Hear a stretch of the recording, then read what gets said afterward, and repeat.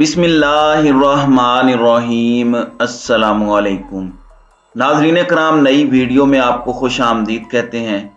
कल मैं आपको खबर दे चुका हूं कि कल लाहौर के अंदर 3 बड़ी शख्सियात थीं, जिनमें army chief general Qamar Javed Bajwa थे।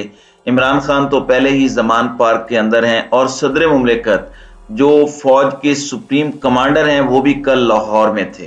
तो क्या मुलाकात हो गई है? और ये मुलाकात इमरान खान की बराह रास्त हुई है? कौन सी शख्सियत है जो कल जमान पार्क तशरीफ लाई, जिसकी वजह से हमें कल सिक्योरिटी नजर आई, सख्त तरीन सिक्योरिटी नजर आई, हत्ता कि इमरान खान के बेडरूम के जो शीशे हैं कल वो भी वहां पर मौजूद रिपोर्टर्स के मुताबिक वो सारे के सारे बुलेट प्रूफ लगा दिए गए उनकी सिक्योरिटी के लिए। अब लोग सोच रहे हैं कि कल हुआ क्या है। इस वक्त जो खबर है वो खबर फयाज राजा साहब की है। फयाज राजा ने इस हवाले से दावा किया है कि कल इमरान खान की और उनकी मुलाकात हो गई है, और बहुत सारे लोगों ने हत्ता कि ये कहा कि डिफेंस के अंदर मुलाकात हुई है, लेकिन ऐसा है नहीं।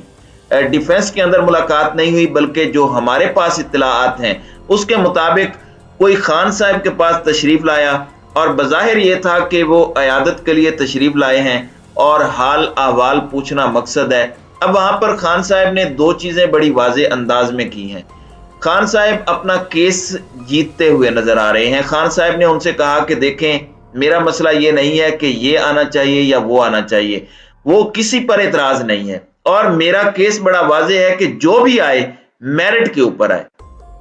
खान साहब ने एक और बात भी जो वहां पर वाज़े की कि मेरिट का मतलब सिर्फ एक शख्स नहीं है, बल्कि मेरिट का मतलब 4 के 4 वो अशखास हैं जो चारों के चारों हैं, वो मेरिट के ऊपर तब आए।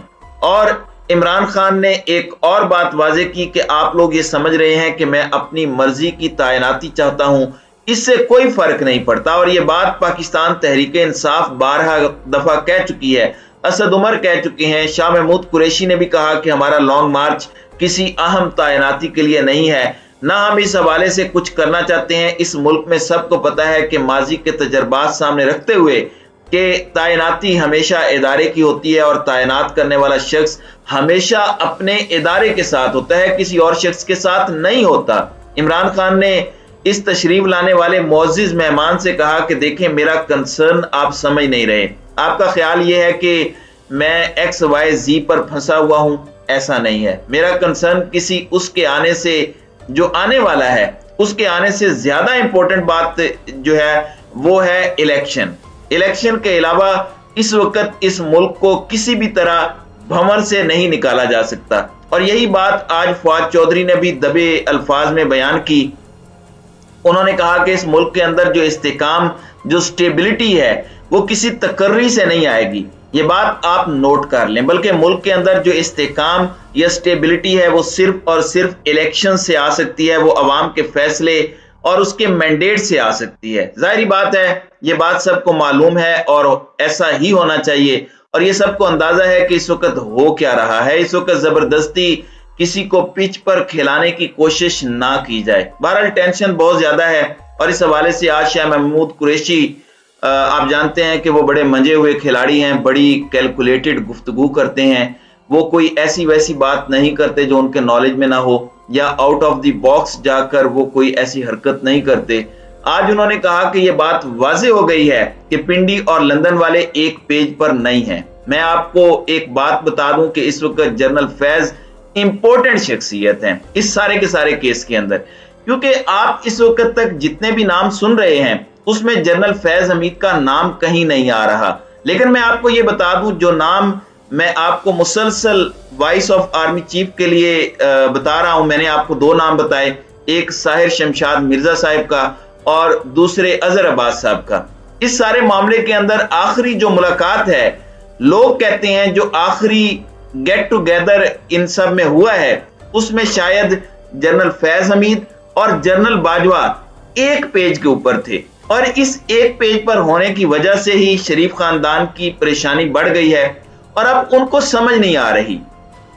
आज असद उमर ने भी यही बात कही कि देखें, आप लोग किसी को सिर्फ घसीटने के लिए, क्योंकि हुकूमत तो चल नहीं रही, इस हुकूमत को घसीटा जा रहा है, उन्होंने कहा कि देखें, इस हुकूमत को घसीटने के लिए आप इस मुल्क को नुकसान ना पहुंचाएं। और उसकी वजह क्या है?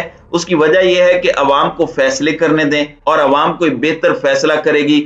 और जरूरी नहीं है, ये मैं बात कर रहा हूं कि ये जरूरी नहीं है कि बंद कमरों में बैठे हुए जो लोग हैं, जो ये समझते हैं कि इस मुल्क के अंदर वही अक्लमंद हैं और वही सब कुछ कर लेंगे, तो ऐसा दर हकीकत है नहीं। इस वक्त सूरत हाल ये है कि ये आपस में खेल रहे हैं, किसी को कौम की फिक्र नहीं है, कौम को आर्मी चीफ से क्या लेना देना। उसके घर का बजट डिस्टर्ब है, आम आदमी के बच्चों की फीस अदा नहीं हो रही, बिजली के बिल अदा नहीं हो रहे। और यही बात शेख रशीद ने आज कही है कि कौम महंगाई से मर रही है और ये लोग टोपियां बदल रहे हैं, एक दूसरे के माथे चूम रहे हैं, पपियां जपियां हो रही हैं, इनकी आनियां जानियां समझ में नहीं आ रही कि ये करने क्या जा रहे हैं। इसलिए अब मैं आपको एक बात बता दूं कि जो हुकूमत है वो बुनियादी तौर पर बंद गली के अंदर दाखिल हो गई है और हुकूमती कैंप के अंदर मुसलसल परेशानी में इजाफा हुआ है। उसकी वजह क्या है? ये बात मैंने पहले भी की थी कि देखें, ये बात तयशुदा है कि हुकूमत अगर ये समझ रही है कि वो कुछ कर पाएगी तो ये गलत फहमी है उसकी। इमरान खान के पास एक नैरेटिव है, आपके पास देने को बेचने को कुछ नहीं है। आप एक तयशुदा मायदे के तहत आए, अब आप उस तयशुदा मायदे से इनहराफ करने की कोशिश करेंगे तो गेम आपके हाथ से निकल जाएगी और आपको घर जाना पड़ेगा। इसीलिए नवाज शरीफ को अंदाजा था कि उसने करना क्या है या होना क्या है और मामलात किस तरफ जाने हैं। इसलिए फौरी तौर पर उसने मरियम नवाज को बुला लिया और खबरें यह थी कि मरियम नवाज आ रही हैं।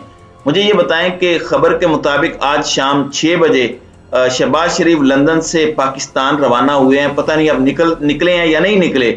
मरियम नवाज को भी साथ बिठाएं, सरकारी जहाज में लेके आए इसहाक डार की तरह, लेकिन नहीं। उसकी वजह यह है कि नवाज शरीफ को अंदाजा है कि पाकिस्तान के अंदर आइंदा चंद दिनों में हालात क्या होने वाले हैं और इसलिए वो इन चीजों को और तरह से लेकर चल रहे हैं। एक और खबर भी ले लें, आप जानते हैं कि पाकिस्तान की इंटरनेशनल या फाइनेंशियल ट्रांजैक्शंस हैं, उसका ताल्लुक IMF से है और ये बात मैं आपको पहले बता चुका हूं कि मुज़ाकरात ताखीर का शिकार हैं। अब जरा खबर ये भी सुन लें, कामरान खान के मुताबिक इस वक्त इमरान खान को किसी लॉन्ग मार्च की, किसी ऑपोजिशन की जरूरत नहीं है। आइंदा चंद दिनों के अंदर इस कौम की वो चीखें महंगाई से निकलने वाली है कि अल अमान अल हफीज। शहबाज शरीफ की हुकूमत अपने टाइम पर भी इलेक्शन करवाए, इमरान खान 6 माह वेट भी कर लें तो भी इमरान खान के लिए ये घाटे का सौदा नहीं है। अभी इलेक्शन हो तो भी इमरान खान को फायदा है, 6 माह के बाद भी इलेक्शन हो तो भी इमरान खान को फायदा है। इमरान खान ने यह बात की थी TRT वर्ड के साथ कि मुझे इलेक्शन 1 साल वेट करने में भी कोई प्रॉब्लम नहीं है, लेकिन पाकिस्तान की इकोनॉमी इसको अफोर्ड नहीं कर सकती। IMF के मिशन ने पाकिस्तान आना था मुज़ाकरात के लिए, लेकिन वो डिले का शिकार हो गया।